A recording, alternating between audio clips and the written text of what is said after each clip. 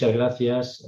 Ana Cristina, en esta ocasión va a ser nuestra ponente, es la vicerrectora de Innovación Educativa de la Universidad Isabel I, es una pedagoga con más de 20 años de experiencia en ámbitos de tecnología educativa y tenemos el placer de contar tanto con el apoyo de la Universidad Isabel I como de la propia Ana Cristina, que muy amablemente pues, ha sido sometida a esta presión de tener que dar esta charla. Así que cuando quieras, Ana Cristina, puedes comenzar.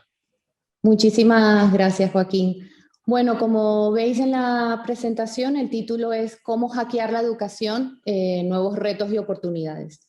La verdad es que cuando pensábamos sobre un título para esta presentación y que lo comenté con Joaquín, a quien agradezco enormemente la invitación, surgió la palabra hackear, ¿no? Y he de confesaros que lo primero le dije a Joaquín, uy, esta palabra como que me hace un poco de ruido, ¿no? Porque siempre la relacionamos con temas que no están, o de actividades que no están relacionadas con el ámbito educativo.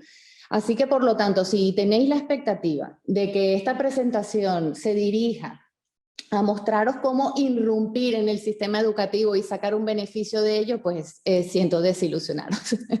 Lo cierto es que queremos, lo que me gustaría a través de esta presentación, es que busquemos crear un espacio para abrir de reflexión, para abrir nuestras mentes y que comencemos a pensar en soluciones. Al final, lo importante es tratar de romper con lo tradicional y aprovechar todos nuestros conocimientos y habilidades para trabajar en nuevas propuestas y sobre todo atender esas necesidades que día a día nos encontramos en nuestra educación, en el ámbito educativo. Sé que en ocasiones solemos pensar que quien tiene la responsabilidad está en nuestros órganos, ¿no? Son otras personas las que tienen la responsabilidad de poder ser gestores de cambios y que estos retos sean atendidos. Pero yo sí quiero que es importante compartir un secreto, y es que para mí no hay nadie mejor para atender esas necesidades y resolver todos los problemas que tenemos que nosotros mismos.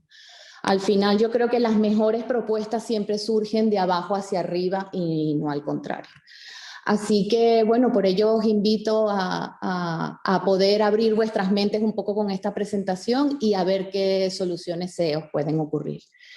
Pues bueno, lo primero que siempre, no sé si os habéis hecho esta pregunta, ¿no? Pero cuando hacemos la pregunta de cómo te imaginas la educación del futuro, bueno, podemos imaginar muchas cosas, ¿no? Siempre como cosas virtuales, en 3D, ¿verdad? Todos estos temas, escenarios.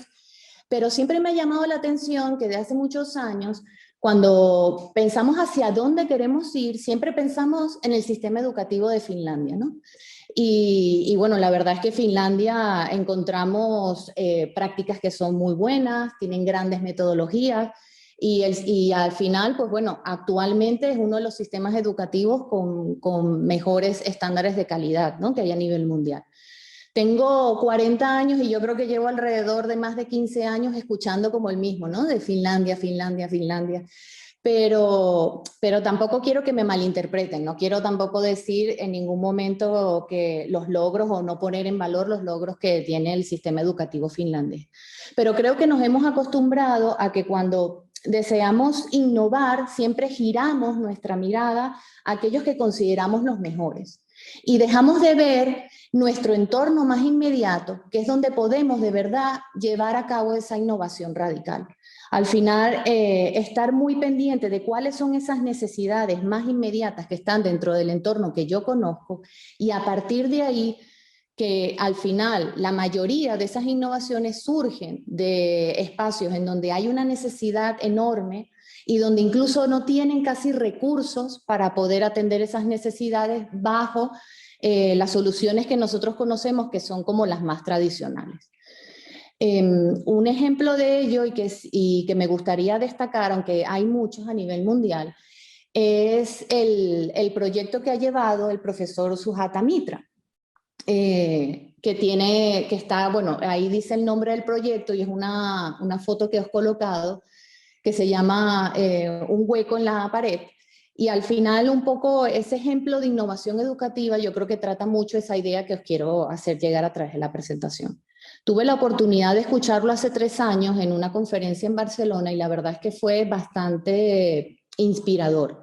Este es un proyecto que lleva muchos años y que nació como un experimento en donde ubicaron una serie de ordenadores en calles, en barrios de New Delhi, en la India, y lo que hicieron fue simplemente colocar esos ordenadores, abrirlos, hacerlos accesibles a todas las personas que pudiesen pasar por las calles, pero sobre todo dedicado a niños, y sin ningún tipo de manual, ver qué ocurría, a ver qué pasaba, cuál era la interacción que esas personas tenían con los ordenadores.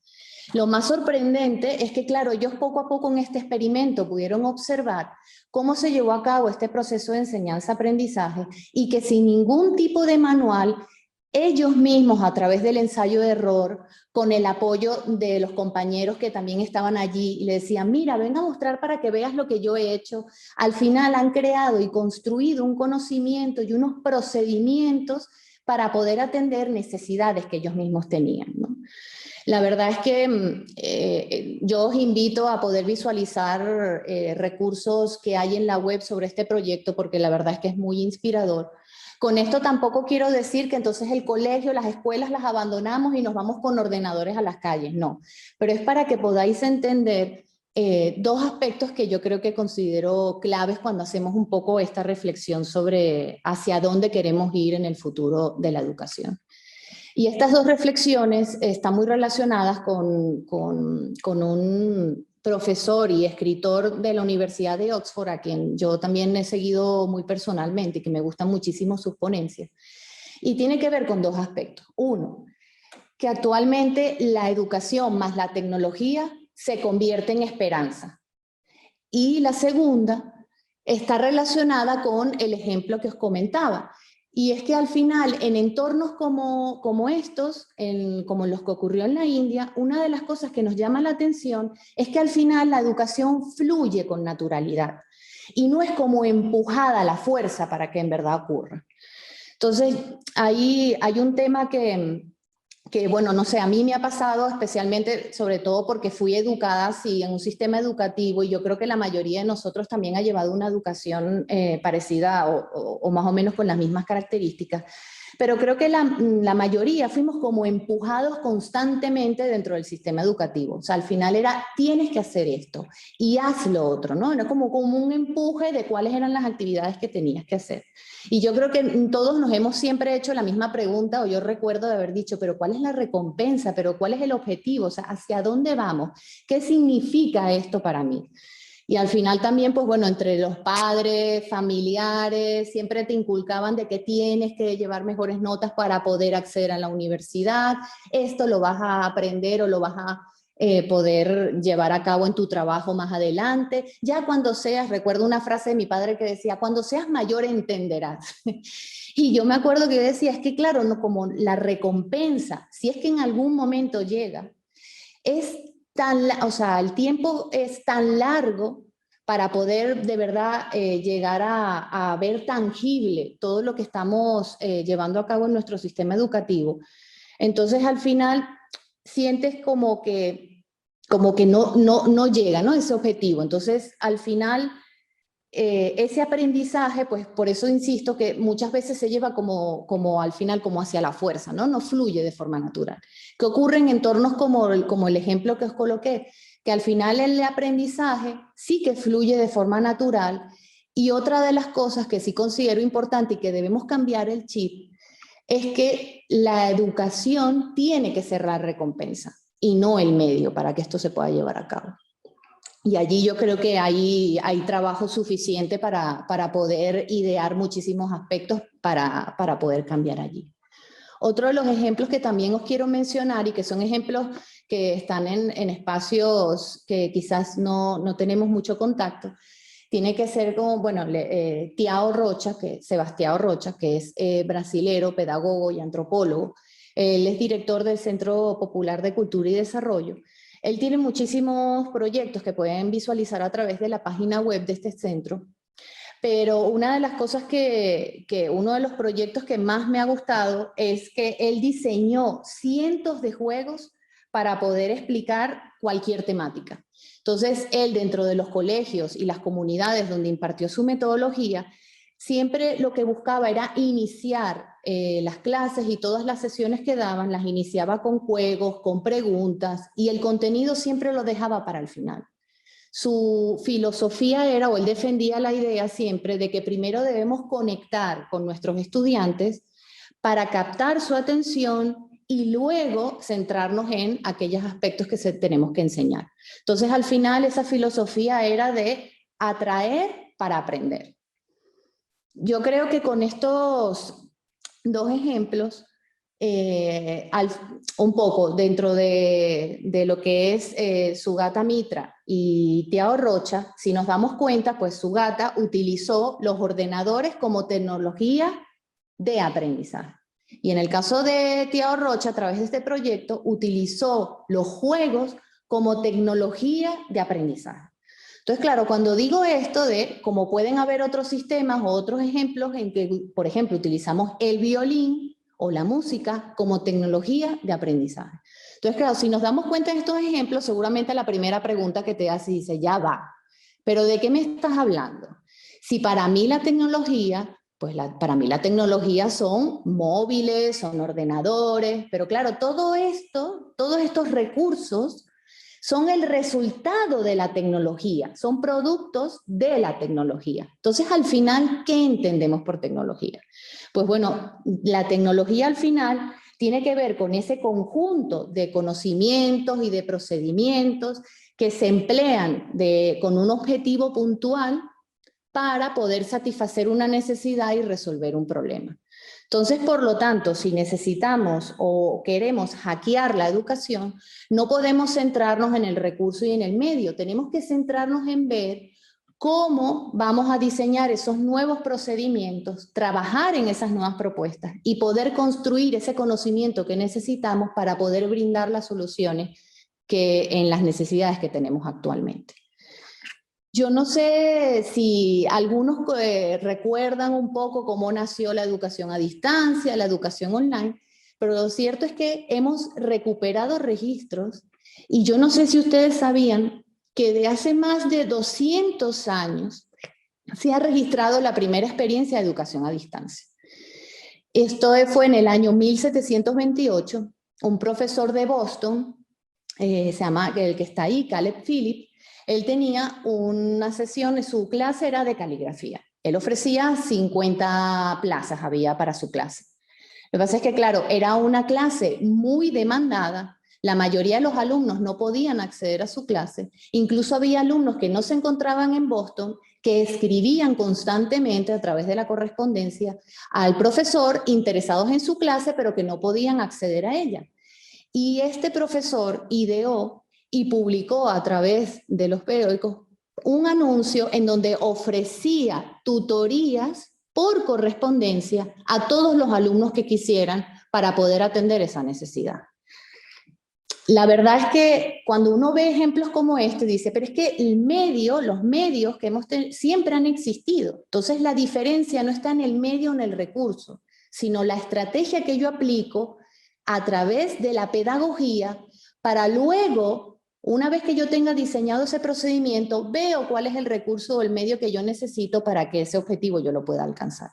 Entonces, si nos damos cuenta, este profesor no tenía un ordenador, no tenía internet, pero ideó un procedimiento, identificó una necesidad y brindó una solución utilizando la correspondencia como medio. Entonces, si este profesor hizo esto hace 200 años, yo siempre me pregunto, y que yo creo que es importante que nos digamos, imaginen todas las posibilidades que tenemos actualmente con los avances en la tecnología. A mí me gustaría que podamos cerrar los ojos por un momento y pensar algo que ocurrió hace poco, algo que nunca quizás esperamos que ocurriese, ¿no? Y cuando vemos este tipo de cosas, claro, ahora teniendo en cuenta lo que ha pasado en el último año, lo primero que se nos ocurre seguramente es la pandemia, ¿no? Nunca pensamos en que una situación como la pandemia pudiese ocurrir. Y lo cierto es que todos tenemos como distintas versiones del futuro. Pero el futuro siempre nos sorprende. Entonces hay algunos aspectos que podamos quizás prever, y eso forma parte de cuáles pueden llegar a ser esos escenarios, o tratar de imaginar un poco cuáles pueden ser los cambios que van a ocurrir, pero sí hay algo que yo creo que tenemos que tener en cuenta, y es que tenemos que estar preparados para todos esos escenarios. Y ahí es donde creo que hay un trabajo y un reto que tenemos todos para poder atacar. Pero entonces, claro, la pregunta es, ¿cuáles pueden ser estos escenarios?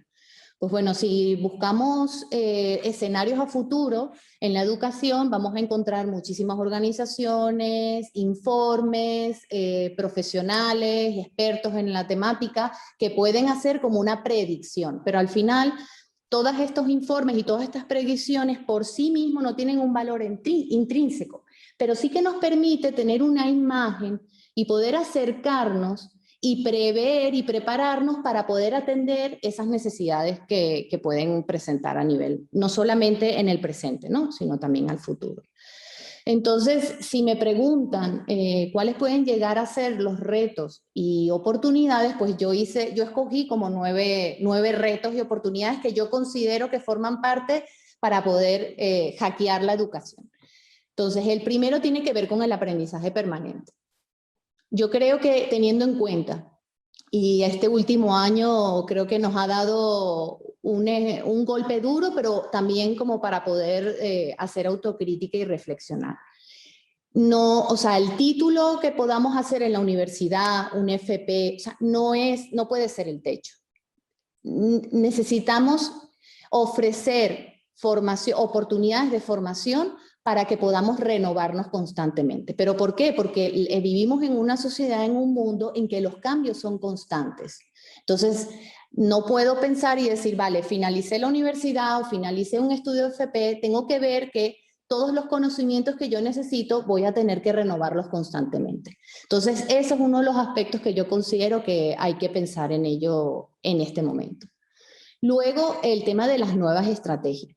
Yo creo que la memoria definitivamente es pasado, pero es una de las estrategias que todavía se sigue implementando en todo nuestro sistema educativo. Entonces, yo creo que es importante hacer una revisión de esas estrategias y pensar para conectarlo mejor con la práctica. Incluso a nivel universitario deberíamos pensar cuáles son esos profesionales que necesitan las profesiones del futuro. Entonces, las actividades y las estrategias que nosotros apliquemos tienen que ser siempre con un objetivo hacia la profesión. Luego, sobre todo, centrarnos en la elección e intereses de los estudiantes. Bueno, yo creo que llevamos muchos años escuchando de que no, nuestra metodología es centrada en el alumno. Pero vamos a estar claros, yo creo que es mentira, sinceramente. Hay muy buenas prácticas y no digo que no, pero todavía estamos siempre dirigiéndonos a sistemas con muchas limitaciones y muy restrictivos. Entonces, si nos vamos a centrar de verdad en la elección e intereses de los estudiantes, tenemos que identificar y apuntar a las fortalezas individuales. Luego, la parte de los recursos educativos abiertos, y esto está muy relacionado también con otro aspecto que voy a hablar más adelante, que tiene que ver con la relación estudiante-profesor. Y es que actualmente, con todo lo que tenemos en nuestra nube, al acceder a la web, tenemos muchísimos recursos. Pero yo creo que hay como un primer comienzo, un primer inicio a trabajar hacia los recursos educativos abiertos, pero creo que todavía queda mucho camino por seguir. Y yo creo que eso es uno de los retos a los cuales también tenemos que apuntar. Y todo el tema también de medios sociales entra en juego lo que es la colaboración. Porque al final, imagínense la oportunidad que se puede establecer utilizando los medios sociales y que, por ejemplo, en una clase yo tenga un grupo de alumnos que se conecten y tengan relación con otro grupo de alumnos en otro centro, en otra región, que, bueno, puede ser nacional o incluso internacional. Y que pueda existir de verdad una colaboración para poder sobre todo trabajar a nivel de comunicación y de competencias conjuntas. La verdad es que esto puede ser muy interesante.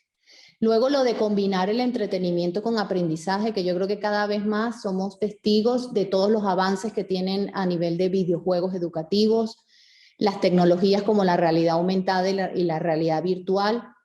Y yo creo que en algún momento tenemos que ser conscientes de cuáles pueden llegar a ser los beneficios y aprovechar todas esas tecnologías para poder sustituir aspectos que todavía nos cuesta mucho, ¿no? Todo lo que puede llegar a ser un libro de texto o un boli. Aprender cuando y donde quieras. Esto también es importante. Yo creo que justamente teniendo también en cuenta la pandemia, hemos roto un poco el mito y siempre sentíamos como que el espacio físico del colegio es primordial. Yo no digo que tengamos que eliminarlos completamente, pero sí creo que a medida que vaya avanzando el tiempo, vamos a ir viendo cómo van a florecer nuevos entornos y esos entornos, por supuesto, van a ser virtuales o digitales. Entonces, ahí también entra en juego la relación estudiante-profesor, que al haber estos nuevos entornos, pues la relación va a cambiar. Y hay mitos que dicen que el profesor va a ser sustituido por el ordenador. No, yo no creo que eso vaya a ser factible, sobre todo por el valor que tiene el docente dentro del proceso educativo. Pero el punto no es que sea sustituido, el punto es que hay que interiorizar que nuestro rol ya ha cambiado, tiene que cambiar y continuará cambiando. Entonces ahí también tenemos que invertir grandes esfuerzos en poder formar a esos docentes para que puedan atender esa educación del futuro. Y por último, la parte de plataformas de aprendizaje adaptativo. Ahora estamos viendo soluciones tecnológicas buenísimas utilizando los avances de la inteligencia artificial y todo lo relacionado con el Big Data. Imagínense entrar en una plataforma de aprendizaje en donde cada alumno tiene su propia ruta de aprendizaje. Es decir, que a medida que él va interactuando con la plataforma y con el docente, porque cuando digo plataforma no me refiero solamente al ordenador, sino que tiene un número de recursos, tiene un docente que es de su apoyo, pero todas las interacciones que él va teniendo con los recursos, las actividades, todo eso son datos que se van registrando. Y a través de la inteligencia artificial y avances del Big Data, les brinda una respuesta para que ese estudiante vaya avanzando en el aprendizaje en función de su ritmo, de las respuestas que brinde, del conocimiento que tiene y de las competencias que vaya desarrollando. Entonces, al final, vamos a apuntar a la educación individualizada, que yo creo que al final es el futuro. Y otro de los aspectos también tiene que ver con la flexibilidad. ¿Por qué? Porque nos hemos dado cuenta que ningún estudiante es igual al otro. Entonces, si tenemos necesidades individuales, tenemos que aplicar también estrategias para poder responder a esas necesidades individuales. Entonces, yo creo que al final todos estos aspectos que estoy comentando de forma en conjunta forman parte de esos retos y oportunidades que tenemos a nivel educativo. Si os dais cuenta, en todos estos retos, en ningún momento he puesto como base la tecnología. Al final, todos estos aspectos se tienen que trabajar siempre, o por lo menos la primera base, desde la pedagogía. En ocasiones siempre he escuchado, yo he escuchado muchos expertos que dicen o ponen como en crítica que la educación está siempre, la innovación educativa está por detrás de la tecnológica. Pero yo siempre, mi visión es más bien al contrario. Yo creo que eso también es un beneficio para nosotros. ¿Por qué? Porque al final si la tecnología ya ha avanzado, el cambio que tenemos que hacer no tiene que ver a través del desarrollo tecnológico, sino a nivel pedagógico y luego aprovechar cuál es el servicio que me va a dar la tecnología para yo poder alcanzar ese objetivo. Entonces, al final yo creo que somos más bien dichosos en que la tecnología vaya mucho más avanzada. Peor lo hemos tenido en otros campos, en donde al final vamos en contratiempo, como ha pasado con, por ejemplo, a nivel lo de la pandemia. Hemos tenido que esperar mucho tiempo para poder brindar una solución a través de una vacuna, porque en ese momento la ciencia y la tecnología no nos brindaban una solución.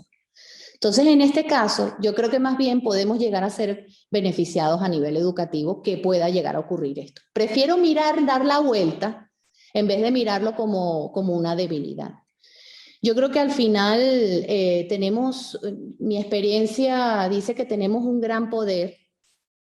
y que los avances, hemos sido testigos de muchos avances a nivel educativo, pero que yo creo que es el comienzo y que todavía nos hace falta gestores que se comprometan con ese cambio. Entonces yo sí quiero pues invitar a todos a que puedan aprovechar espacios como los que ofrece el Challenge para poder gestionar, ser gestores de ese cambio que son los que necesitamos a nivel mundial y, como les comento, comenzar desde vuestro entorno más inmediato. Que todas las innovaciones siempre y los mejores procesos y oportunidades y proyectos siempre surgen de abajo hacia arriba. Así que nada, sobre todo invitaros porque al final el futuro dependerá de lo que decidamos en el presente. Y bueno, muchísimas gracias por vuestra atención. Muchísimas gracias a ti, Ana Cristina. La verdad es que ha sido interesantísimo y bueno, tenemos aquí una serie de preguntas. Una que se repite es ¿qué estrategias usar para cambiar el chip de los compañeros de trabajo? Pone universidades, colegios o institutos. ¿Por dónde empezar cuando tú tienes ganas pero el equipo docente no te acompaña? Yo creo que primero habría que ver cuál es la causa de por qué no quieren acompañar. Yo creo que la mayor parte ocurre porque tienen mucho temor a lo desconocido. Entonces yo sí creo que una de las estrategias que, por ejemplo, hemos aplicado aquí en la universidad, cada vez que entramos incluso a utilizar una nueva estrategia, a utilizar una nueva herramienta, nosotros lo que hacemos es aprovechar docentes que sí están más conectados con estas estrategias y hacemos como embajadores. Entonces, estos docentes al final son como embajadores de esa tecnología o de esas estrategias. Entonces, esos embajadores son los encargados de llevarlo a su aula, poderlo aplicar, identificar cuáles pueden ser los buenos resultados y aprovechar esas buenas prácticas para que esos embajadores vayan formando y vayan invitando y acompañando a los demás docentes. Como os comentaba al final, yo creo que nos hemos resistido mucho al cambio, pero al final para poder llegar a ese cambio yo creo que también hay que entender a las personas por qué se están resistiendo, trabajar esos temores. Yo creo que tenemos que conectar también y tener empatía a nivel emocional para luego y tratar de acercarnos y poder acompañarlos, ¿vale? Para que esas personas no se sientan solas, porque al final yo creo que todos siempre, ante cualquier cambio, tenemos un temor. Entonces, dar ese primer paso es complicado, pero una vez demos ese primer paso, yo creo que al final, más bien, muchos nos vamos a sentir beneficiados de todo lo que alcancemos. Pero ahí dicen que tiene que estar implicado el equipo directivo, ¿no? Sí, yo creo que tiene que ser como os comentaba. Sí es verdad que a veces también esperamos que el equipo directivo tome la palabra, ¿no? Pero yo creo que sí hay también desde las bases, desde el mismo equipo docente, hacen una propuesta, esa propuesta también que levanten un poco la voz y decir, vale, consideramos que esta puede llegar a ser la estrategia también para poder implicar en todos los niveles hasta a ese cambio, ¿no? Bueno, hay bastantes preguntas metafísicas, lo que veo. ¿Cómo imaginas la educación del futuro a 10, 15 años? A 10, 15 años. Bueno, definitivamente no me imagino cosas como la gente creo que se está imaginando, ¿no? Yo creo que me la imagino no muy distinta, lamentablemente, a lo que tenemos ahora.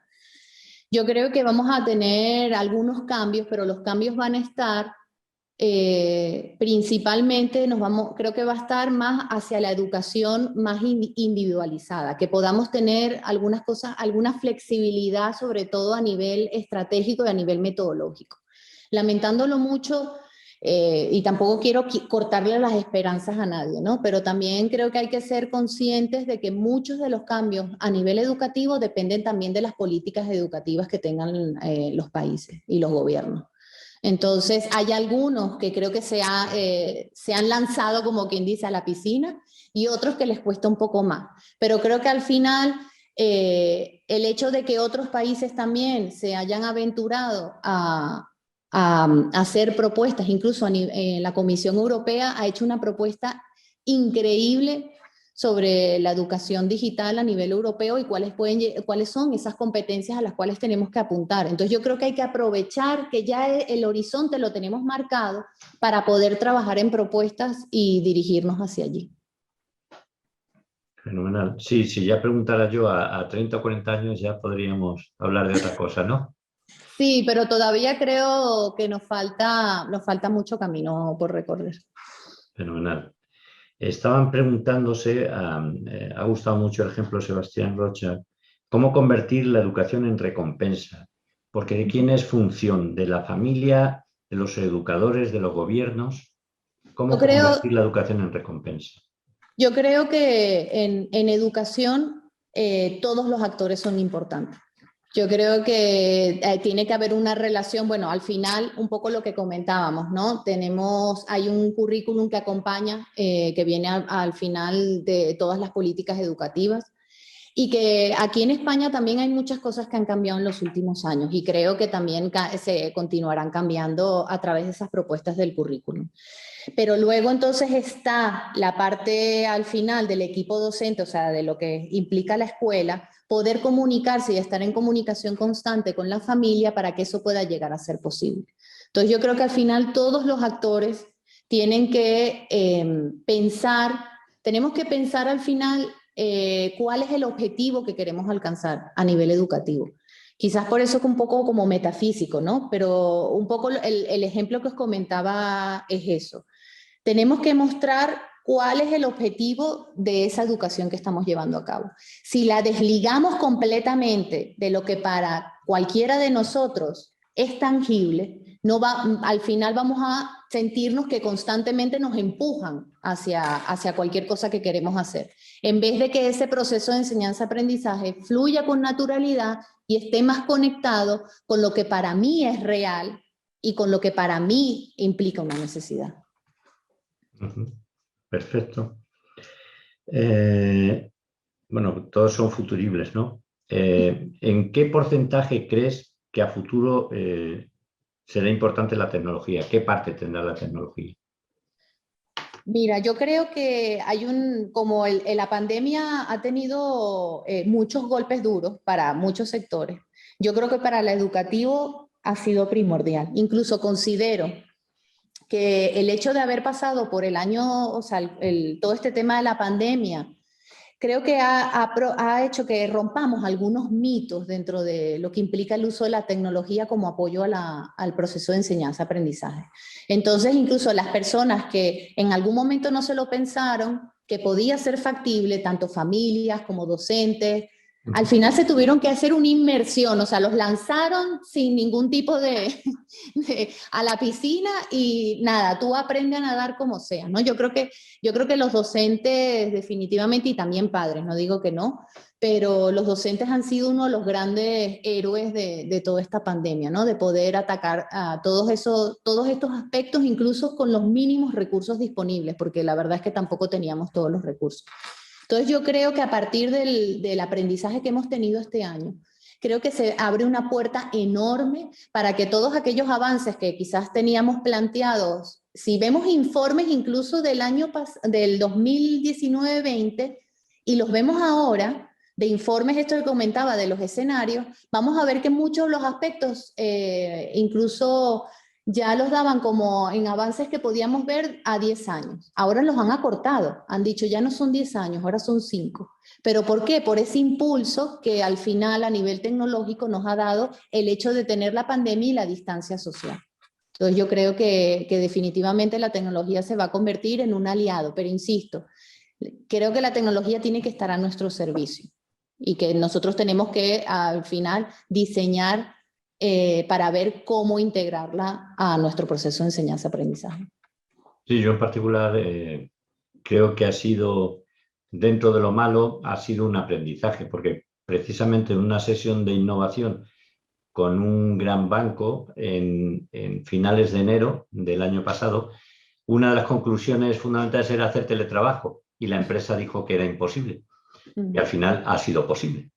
Sí. Entonces, aquí en la educación es igual. Tendremos que hacer un punto de inflexión y un cambio de mentalidad.